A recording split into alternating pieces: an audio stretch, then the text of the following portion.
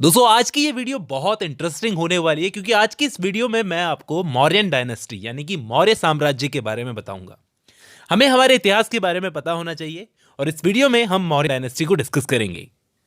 देखिए, ऐसा कहा जाता है कि इस डायनेस्टी में टोटल 9 राजा हुए और इन्होंने लगभग 136 ईयर्स यानी कि 136 साल तक राज किया था और इस साम्राज्य की नींव रखी थी चंद्रगुप्त मौर्य ने। चंद्रगुप्त मौर्य इस साम्राज्य के सबसे पहले राजा थे। उसके बाद में उनके बेटे बिंदुसार और उसके बाद में अशोक, जो कि इस डायनेस्टी में सबसे ज्यादा इंपॉर्टेंट है। दोस्तों, अशोक का रोल बहुत ही इंपॉर्टेंट है। उसके बाद में उनके बेटे दशरथ मौर्य, फिर संप्रति, शालीशुक, देववर्मन, शतधन्वा और लास्ट में बृहदत्त। जो आखिरी राजा थे बृहदत्त, इनकी हत्या कर दी थी इन्हीं के सेनापति पुष्यमित्र सुंग नाम के एक सेनापति ने, जो कि इन्हीं की आर्मी में सेनापति था। उसने हत्या कर दी थी किनकी? मौर्यों के आखिरी राजा की। और इसने कारण क्या दिया था मारने का? कारण यह था कि उसे लग रहा था बृहदत्त सनातन धर्म और हमारे देश के खिलाफ हो गया है, क्योंकि हम जानते हैं कि मौर्यों के सारे राजा पहले जैन धर्म फिर बाद में बौद्ध धर्म की तरफ झुक गए थे। इसलिए उस मंत्री को लग रहा था कि ये लोग ज्यादा ही सनातन विरोधी और देश विरोधी हो रहे हैं। इसलिए उसने क्या किया? हिंदू धर्म की रक्षा के लिए खुद देश की कमान अपने हाथ में संभाली। दोस्तों, एक बात नोट करने वाली है कि ये पुष्यमित्र सुंग ये बौद्ध धर्म का कट्टर दुश्मन था। तो हम लोग आज डिस्कस करते हैं चंद्रगुप्त मौर्य को। चंद्रगुप्त मौर्य पर चलते हैं। चंद्रगुप्त मौर्य जब राजा बना तो उस वक्त भारत पर एक वंश राज कर रहा था, नंद वंश। उस वक्त नंद वंश का 9वां राजा था धनानंद। वो राज कर रहा था, जो माना जाता है एक दासी से पैदा हुआ था और उसने धोखे से अपने बाप को मारा और खुद राजा बन गया। लेकिन यह भी कहा जाता है कि वो एक बहुत अय्याश किस्म का आदमी था। पैसे की कमी नहीं छोड़ी थी बाप दादाओं ने, इसलिए वो बहुत अय्याशी करता था। कई हिस्टोरियंस ये कहते हैं कि धनानंद बर्बादी कर रहा था। चारों तरफ बदनामी बढ़ती जा रही थी नंदवंश की। तो उस वक्त एक चीज बोली जाती है, ये चीज ऑथेंटिक नहीं है दोस्तों, लेकिन फिर भी ये चीज बोली जाती है कि एक पंडित था, उसने सिकंदर पूरी दुनिया जीत रहा है, तो अगर हम पर अटैक हो तो हमें अपनी आर्मी तैयार करनी चाहिए, अपनी आर्मी को मजबूत करना चाहिए। धनानंद को जाकर उसने ये बात बोली, लेकिन धनानंद ने उस पंडित की बेइज्जती कर दी, ऐसा कहकर कि पंडित तुम अपनी चोटी संभालो। पंडितों का काम होता है अपनी चोटी संभालना। शिखा के लिए कहा था, उस पंडित की शिखा के लिए। लेकिन वो पंडित कौन था? आचार्य विष्णुगुप्त कौटिल्य यानी कि चाणक्य, जिसको हम आज चाणक्य के नाम से जानते हैं। उन्होंने अपनी शिखा खोल ली और कसम खाई कि जब तक नंदवंश का सर्वनाश नहीं करूंगा तब तक मैं अपनी ये शिखा नहीं बांधूंगा। तो चाणक्य ने क्या किया? चंद्रगुप्त मौर्य को धनानंद को हराने के लिए तैयार किया। लेकिन तैयार करने के लिए यही लड़का क्यों चूज किया चाणक्य ने? दरअसल एक चीज और बोली जाती है दोस्तों, ऑथेंटिक नहीं है, लेकिन यह चीज बोली जाती है कि चंद्रगुप्त के फादर का नाम था चंद्रवर्धन मौर्य, जिसको धनानंद ने धोखे से मार दिया था। और चंद्रगुप्त एक ग्वाले के पास में यानी कि गाय पालने वाले के पास में पल रहा था। तब चाणक्य ने इस बच्चे में नोट किया कि इस बच्चे में हिंदुस्तान का राजा बनने की क्षमता है। तो चाणक्य ने 1000 पर्ण देकर, उस टाइम की करेंसी थी 1000 पर्ण, 1000 पर्ण देकर चंद्रगुप्त को वहां से छुड़वाया, उस गाय पालने वाले से। और फिर तक्षशिला ले गए और वहां पर ट्रेन किया, सारी कलाएं सिखाई कि एक राजा बनने के लिए कौन कौन सी कलाओं की जरूरत होती है, सारी कलाएं उन्होंने चंद्रगुप्त को सिखाई। इसके बाद चंद्रगुप्त ने धनानंद को हराया और खुद राजा बन गया। ऐसा करने में उसे हेल्प की थी चाणक्य ने, और चाणक्य आगे चलकर आचार्य विष्णुगुप्त कौटिल्य के नाम से चंद्रगुप्त के प्रधानमंत्री बने। चंद्रगुप्त एक बहुत ही स्मार्ट राजा था दोस्तों। जिस वक्त वो राजा बना ना, उस वक्त भारत की पॉलिटिकल सिचुएशन बहुत खराब थी। उसने अलग अलग चालें चलकर न जाने कितनी ही लड़ाइयां जीती, और इन सारी लड़ाइयों के बारे में एक नाटक में बताया गया है। उस नाटक का नाम है मुद्रा राक्षस नाटक, और इस नाटक को लिखा था विशाख दत्त ने। विशाख दत्त ने बहुत बाद में इस नाटक को लिखा था, लगभग 9th सेंचुरी के आसपास, लेकिन बहुत कमाल का नाटक है। कहा जाता है कि जिस वक्त भारत में चंद्रगुप्त मौर्य अपना राज फैला रहा था, उस वक्त सिकंदर और उसके सेनापति यानी कि सेल्यूकस निकेटर भी पूरी दुनिया को जीतने में लगे हुए थे। तो दोस्तों क्या हुआ था, सिकंदर ने जिस जिस जगह पर अटैक किया था ना, वहां वहां ईस्ट के एरिया में वहां वहां पर डिस्प्यूट पैदा हो गए। और इन सारे डिस्प्यूट का फायदा किसने उठाया था? चंद्रगुप्त मौर्य ने। चंद्रगुप्त मौर्य और चाणक्य ने इस काम को किया था एक किताब की मदद लेकर, जिस किताब का नाम था अर्थशास्त्र।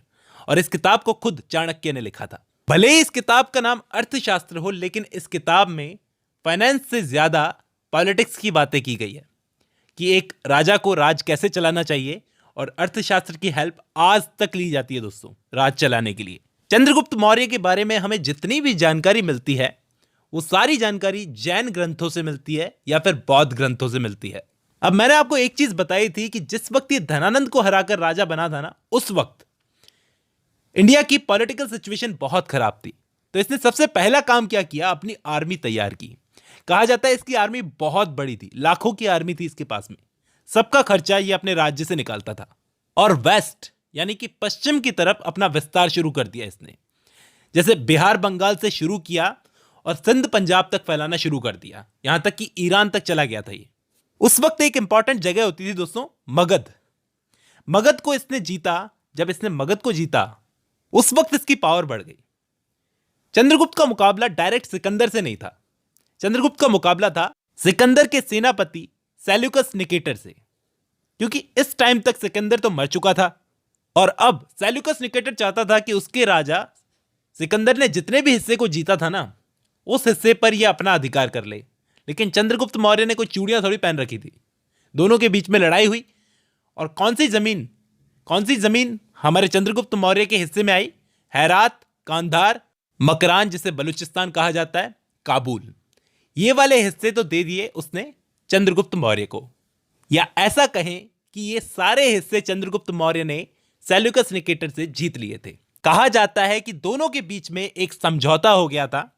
इस समझौते के अनुसार एक तो ये हिस्से जीत लिए थे सारे के सारे चंद्रगुप्त ने, और सेल्यूकस निकेटर ने अपनी बेटी कॉर्नेलिया, जिसको हेलेना भी कहा जाता है, उसकी शादी करवाई थी चंद्रगुप्त से। दोस्तों ऐसा कहा जाता है कि ये इंडिया की फर्स्ट इंटरनेशनल मैरिज थी, कि हमारे एक हिंदू राजा चंद्रगुप्त मौर्य ने एक विदेशी लड़की कॉर्नेलिया से शादी की। अब विदेशी लड़की से शादी तो हो गई, लेकिन ये लड़की रहेगी कैसे इस एरिया में? क्योंकि भाषा तो आती नहीं है, वो समझ कैसे पाएगी? तो उसके बाप ने एक और बंदोबस्त कर दिया था, एक आदमी छोड़ दिया था एक राजदूत के रूप में, जिसका नाम था मैगस्थनीज। मैगस्थनीज नाम का एक आदमी जो कि राजदूत के रूप में यहां पर चंद्रगुप्त मौर्य की कोर्ट में रहता था, पाटलिपुत्र में, पाटलिपुत्र नाम की जगह पर। अब बदले में चंद्रगुप्त मौर्य को भी अपने ससुर को कुछ देना पड़ेगा, यानी कि सेल्यूकस निकेटर को कुछ देना पड़ेगा। तो चंद्रगुप्त मौर्य ने बदले में 500 हाथी दिए। 500 हाथी। एक चीज नोट कर लो दोस्तों, मौर्य साम्राज्य को जितना कुछ भी मिला था, जो कुछ भी मिला था ना, वो सब का सब चंद्रगुप्त ने जीत के दिया था। बिंदुसार के पास में, अशोक के पास में जो कुछ भी था, सब कुछ चंद्रगुप्त ने खुद जीत कर दिया था उनको।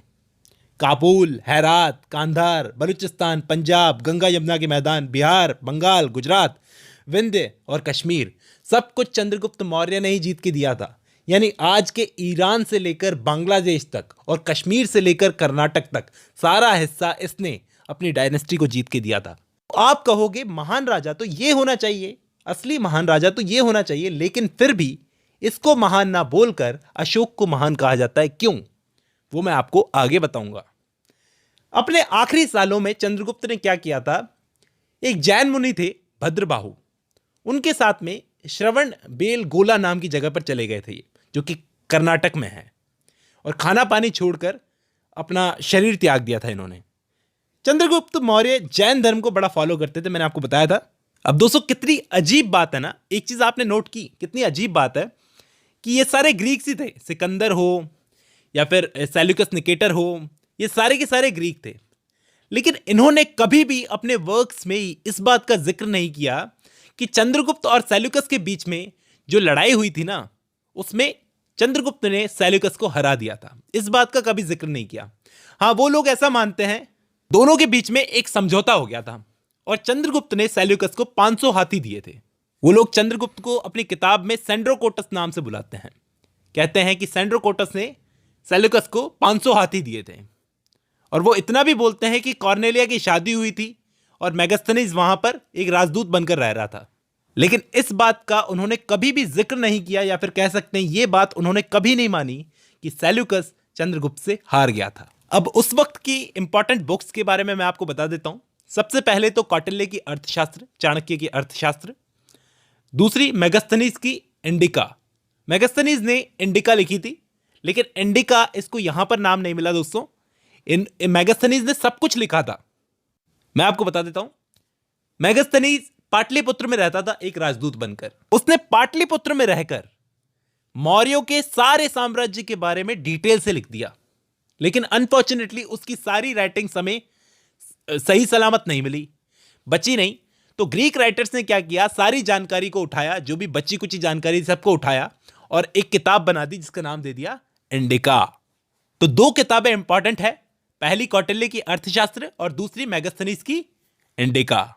अब कुछ खास बातें जो मैं आपको बता दूं चंद्रगुप्त मौर्य की। चंद्रगुप्त मौर्य अपनी इच्छा से राज करता था। मेगास्थनीज ने खुद अपनी बुक में बताया है कि चंद्रगुप्त के पास में इतने समझदार लोगों की एक पूरी टीम थी, यानी परिषद कहते हैं जिसको, जिसमें समझदार मंत्री वगैरह बैठा करते थे, लेकिन फिर भी वो अपने हिसाब से शासन को चलाता था। इसमें बड़ी बात यह है कि चंद्रगुप्त मौर्य की आर्मी बहुत बड़ी थी, यानी 6 लाख की आर्मी मानी जाती है। तो इस पर खर्चा भी बहुत होता था। नंद वंश से 3 गुना बड़ी आर्मी थी उसके पास में, तो इस पर खर्चा बहुत होता था। तो वो खर्चा कहां से लाता था, ये सोचने वाली बात है ना।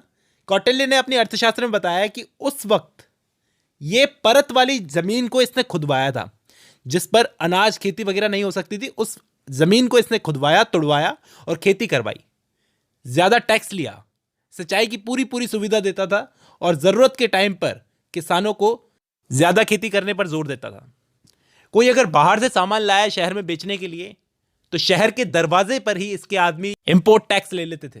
तो ऐसे खर्चा निकालता था चंद्रगुप्त अपनी बड़ी आर्मी का। ये सब बातें चाणक्य अपनी बुक अर्थशास्त्र में हमको बताते हैं। ये मगध का पहला ऐसा राजा बना जिसने सिंधु के पार के हिस्से पर सीधा कंट्रोल किया दोस्तों। इससे पहले कोई ऐसा राजा नहीं था जो सिंधु के पार चला गया हो। इसने ईरान तक अपना शासन फैलाया। एक सफल, चालाक, इंटेलिजेंट राजा था। इसने पिरामिड की तरह एक प्रशासनिक ढांचा बनाया जिसमें ऊपर ही ऊपर राजा होता था। और दोस्तों, ये एक ऐसा राजा था जिसने भले ही जैन धर्म को फॉलो किया, लेकिन फिर भी ये बाकी सारे धर्मों को बराबर रिस्पेक्ट करता था। मेगास्थनीज ने खुद अपनी बुक में लिखा है कि चंद्रगुप्त अपनी जनता की प्रॉब्लम्स को लेकर हमेशा चौकन्ना रहता था। वो भेष बदल बदल कर जनता के बीच में घूमता था ताकि उसको अपने अधिकारियों की एक्टिविटीज का पता लगे, सब चीजों के बारे में पता लगता रहे। इसके बाद में अपनी जिंदगी के आखिरी समय में उसने जैन धर्म को अपना लिया और अपना सारा राजपाट दे दिया अपने बेटे बिंदुसार को। बिंदुसार एक ऐसा राजा था जिसे बाप ने सब कुछ जीत कर पहले ही दे दिया था, तो अब उसके पास जीतना कुछ था नहीं, जीतने को कुछ बाकी नहीं था। तो इसने कोई ऐसी ग्रेट लड़ाई नहीं लड़ी जिसका जिक्र हमें मिले। इसने दक्षिण की तरफ कूच तो की थी, लेकिन फिर भी ऐसी कोई ग्रेट लड़ाई जीतने की कोई भी बात हमारे सामने नहीं आती है। तो अब जीतना कुछ बाकी नहीं रह गया था। इसने सिर्फ 2 ही ग्रेट ऐसी चीजें की थी, 2 अच्छे काम जिसके लिए आज हम बिंदुसार को जानते हैं। सबसे पहले तो इसके फादर ने जो कुछ भी इसको जीत कर दिया था, इसने बड़ी मजबूती से उस सारे हिस्से को संभालने का काम किया। ये अपने फादर की तरह अपनी नहीं चलाता था, सारे काम मंत्रियों की सलाह लेकर करता था। अगर मंत्री बोलेंगे ये काम नहीं करना तो नहीं करेगा। चंद्रगुप्त एक इंटेलिजेंट राजा था, वो सब कुछ खुद ही चला लेता था, लेकिन ये सारी चीजें मंत्रियों की सलाह से करता था। और दूसरा ग्रेट काम इसने ये किया था कि विदेशों से संबंध अच्छे बना के रखे थे। विदेशों से संबंध आज भी बहुत अच्छे बनाना जरूरी है दोस्तों, और इसने वो काम बखूबी किया अपने फादर की तरह। बिंदुसार सारी की सारी चीजें अपने फादर की फॉलो करता था। विदेशों से अच्छे संबंध बनाना हो या फिर सारे धर्मों की रिस्पेक्ट करना हो, सब कुछ वो अपने फादर के नक्शे कदम पर करता था। आखिर में मैं आपको एक चीज बताना चाहूंगा कि एक बोध कथा है दिव्यावदान, उसके अकॉर्डिंग इसके टाइम पर तक्षशिला में 2 अटैक हुए थे दोस्तों, जिसको दबाने के लिए इसने पहले तो अपने बेटे सुशीम को भेजा था और उसके बाद अपने बेटे अशोक को भेजा था। बिंदुसार के बारे में इतनी ही इंफॉर्मेशन जरूरी है दोस्तों। अब बात आती है अशोक की, जिसको हम इस वीडियो में डिस्कस नहीं करेंगे क्योंकि अशोक पर एक बड़ी सी सेपरेट वीडियो बन सकती है। तो हम एक और वीडियो बनाकर उसको डिस्कस करेंगे। उम्मीद करता हूं आपको ये वीडियो पसंद आई है। इस वीडियो में जो इन्फॉर्मेशन मैंने डाली है वो पसंद आई है। आज की इस वीडियो में बस इतना ही।